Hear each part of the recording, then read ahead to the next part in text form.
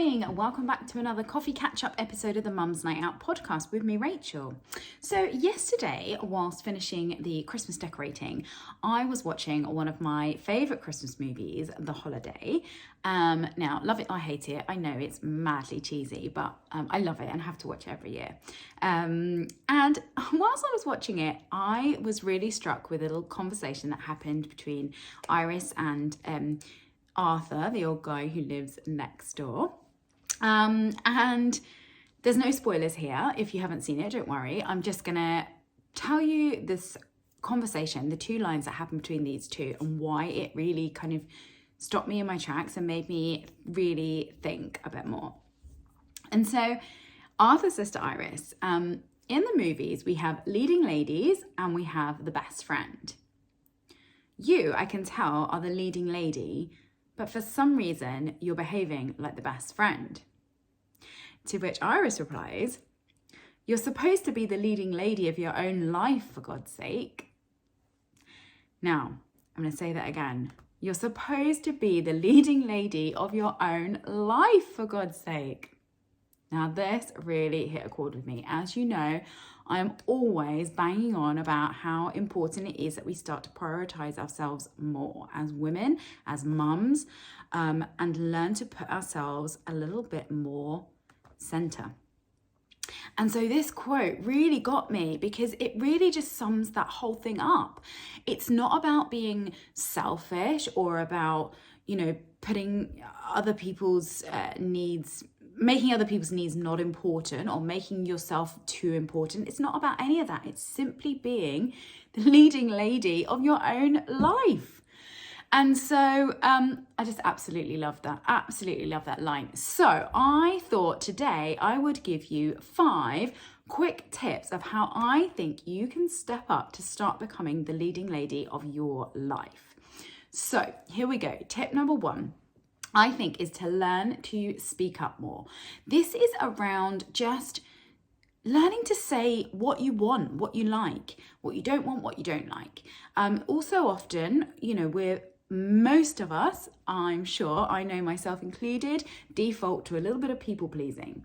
And what happens with that is we end up sort of agreeing with others for the sake of agreeing with others, or agreeing to do things that we don't actually really want to do. And so really, if we can just learn to get more comfortable with understanding ourselves more, understanding what we like and what we don't like, and what we want and what we don't want, and just learning to be more open with that and be able to speak up and say that in those moments when we're asked if we want to do something, rather than just default agree to everything, we just take a little pause and decide whether it is actually something that we want. So that is my tip number 1. Tip number 2 is along the same lines, but it's to learn to say no more often. Now, again, this comes down to this people-pleasing idea of just agreeing to loads of things and filling our cup too full, filling our plate with too many things because we don't want to let anybody down and we feel like we ought to do more or we should be able to fit this in and all this stuff. And of course, we can. If we really felt it was important, we can make room in our lives for whatever we want to bring into it. But does it light us up? Is it something that we are going to get joy from? Is it something that we are going to get pleasure from helping people who are important to us? If not, then we need to learn to say no more. We need to take out these things that do not serve us, that do not bring us joy. There are other people who can take those things on. It does not always have to be you.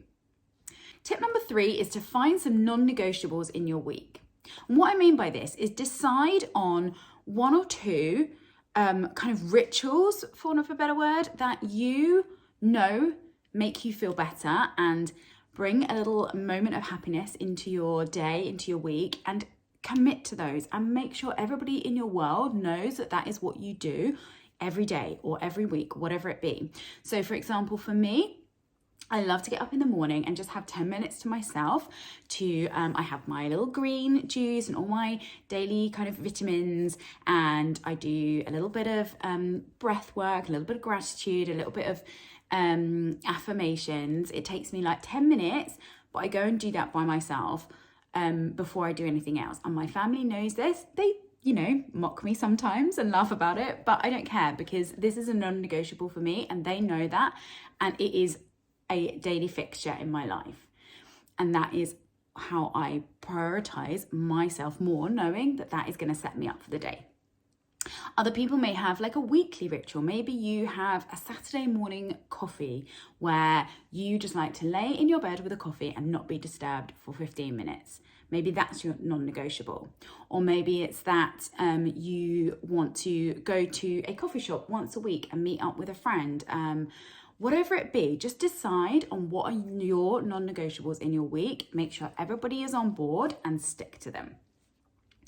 Tip number 4 is to get your glam on. Now, what I mean by this is if you think about leading ladies in movies, musicals, let's face it, almost all of them are highly glamorous. Now, hear me out, because I am not saying that we should be dolled up to the nines every single day, because that's A, not practical, and B, you might not want that, you might not enjoy that, and let's face it, who's got time? I, at the moment, am in my jogging bottoms and a sweatshirt because it's Tuesday morning and I'm about to head off to the gym.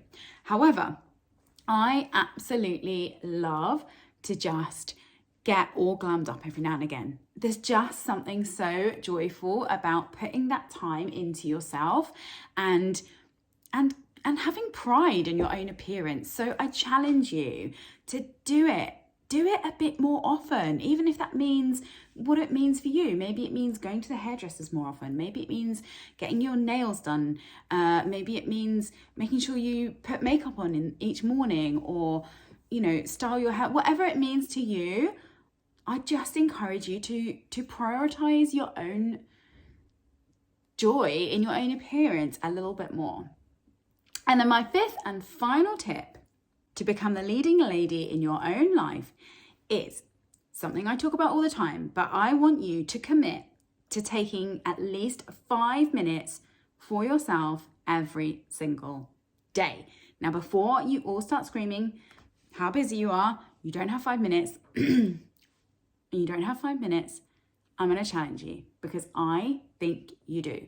I think we all can find 5 minutes.